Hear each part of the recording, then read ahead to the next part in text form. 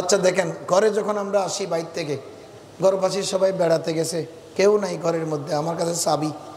তখন ঘরে আপনি ঢুকে কি বলবেন? আগে নিয়ম হচ্ছে বিবি বাচ্চারা থাকলে আপনি ঘরবাসীকে সালাম দেবেন, আসসালামু আলাইকুম রহমতুল্লাহ। হাদিসে পাকে আছে, আদাবুল মুফরাদি ইমাম বুখারী রহমতুল্লাহ এই হাদিস নকল করেছেন যে যিনি ঘরবাসীকে সালাম দিয়ে প্রবেশ করবে, বাইরে থেকে আমরা যাওয়ার সময় বলে শয়তান আমাদের পিছিয়ে পিছিয়ে যায়, গিয়ে বলে যা দেখি আজকে তার বাড়িতে এক রাত থাকতে পারি কিনা, অর্থাৎ ওনার সাথে আজকে থাকবে মানে আপনার সাথে আপনার বিছানায় থাকবে। আপনি যখন বিবির সাথে বেয়াদবি মাফপুরের মিলিত হবেন, সে সুযোগ নিবে, অথবা আপনার বিবিকে ডিস্টার্ব করবে, মেয়েকে ডিস্টার্ব করবে। আর আপনি যখন খেতে বসবেন বিসমিল্লাহ বলবেন না, তখন আপনার খানা সবগুলো উজাড় করে সে খেয়ে ফেলবে। আপনি অনেক খাবার পরে যাবেন যে পেট ভরে নাই, বরকত চলে গেছে। এটা শয়তানের কাজ, শয়তান আপনার পিছে পিছে আসে। আর যখন ঘরে ঢুকবার সময় আপনি বলবেন আসসালামু আলাইকুম রহমতুল্লাহি ওয়া বারাকাতুহু, তখন শয়তান উল্টা পালাইয়া যেতে শুরু করে। কয় যিনি আল্লাহর নাম নিয়ে শান্তির কথা বইলা বিবি বাচ্চাকে দোয়া করে ঘরে ঢুকে, ওনার ভিতরে ঢুকি লাভ হবে না, কারণ উনি বিসমিল্লাহ বলে খাবে, আল্লাহর নাম ওনার জবান থেকে যাবে না। সুতরাং আজকে রাত্রে আমাকে উপোস থাকতে হবে, আমি ওনার বাড়িতে আর যাব না, এই বলে শয়তান পালিয়ে যাবে। কি বলেন, ঠিক কিনা? নইলে শয়তান আপনার সাথে শেয়ার করবে, খাইতে না পারলে উপোস থেকে ডিস্টার্ব করবে। শয়তান মানে জিন। শয়তান মানে কি? এই একটু আগে যাদের কথা বললাম, আল্লাযী ইউওয়াসওয়িসু ফি সুদুরিন নাস মিনাল জিন্নাতি ওয়ান নাস। কিছু আছে জিন শয়তান, কিছু আছে মানুষ শয়তান। আল্লাহ ওদের কাছ থেকে পানা চাইতে বলছে। উনি জিন, আপনার সাথে সাথে শয়তান যাবে, যাইয়া ঘরে ঢুকতে চাইবে, যখন সালাম দেবেন ও পালাবে। কয় এখন সালাম দিছে, খাওয়ার সময় বিসমিল্লাহ বলবে, বিসমিল্লাহ বললে তো আমি আর খাইতে পারবো না, উপোস।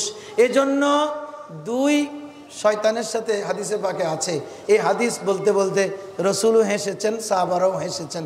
দুই শয়তান দেখা হয়েছে, একটা করে খুব মোটা তাজা, আর একটা হচ্ছে দোবলা মেরা হাড্ডি সার।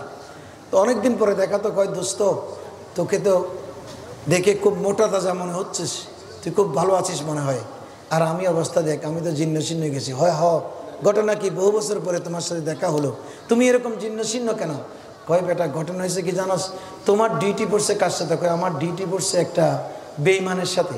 এই বেঈমান খাইতে বসলে কোনোদিন বিসমিল্লাহ মুখে নেয় না, আমি তার খাবার সাবার করে খেয়ে ফেলি, এজন্য আমার শরীর মোটা তাজা।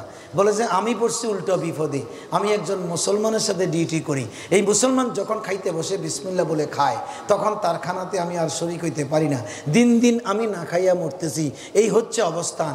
এই জন্য মুসলমানের সাথে ইমানদারের সাথে শয়তান এবং জিন যুক্ত হতে পারে না, কারণ তাদের জবানে সবসময় আল্লাহ এবং রসুলের নাম থাকে। কি বলেন, ঠিক কিনা? ঠিক না? এই জন্য ঘরে ঢুকবার সময় তো কিতাবের ফতোয়া হচ্ছে, যদি আপনার ঘরে পরিবারের কোনো সদস্য না থাকে, তখন আপনি কি বলবেন? কেউ নাই, বাড়ি গেছে, বাপের বাড়ি গেছে, বেড়াতে গেছে, আপনি একা, তখন কিতাবে লিখতেছেন আপনি বলবেন যে ঘরে ঢোকার সময় আসসালাতু ওয়াসসালামু আলাইকা ইয়া রাসূলুল্লাহ, জোরে বলেন সুবহানাল্লাহ। কারণ ইমানদারের ঘর কখনো রসুল শূন্য না। আপনি রসুলকে সালাম দিয়ে ঘরে ঢুকবেন, ওই ঘর সকাল পর্যন্ত হেফাজতে থাকবে। আপনার বাড়িতে কোনো চোর ডাকাত, আগুন, সাইক্লোন, ঘূর্ণিঝড়, ভূমিকম্প অ্যাটাক করতে পারবে না।